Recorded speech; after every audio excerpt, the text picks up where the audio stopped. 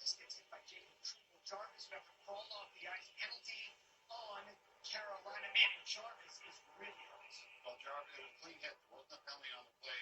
And Jarvis, again, there's the hit by Trouba. His arms are down, his elbows down, didn't hit him in the face. But watch what happens here. He's trying to get off, and the player jumps on too fast. So it's actually the player that jumped on the ice creates the penalty and the scoring chance. Jarvis would not return. Rangers would go on yet another power play, and on that power play, Miki Zibanejad takes a shot. Chris Kreider would end up tipping it in. It's 2-0. Yeah, this is poor coverage.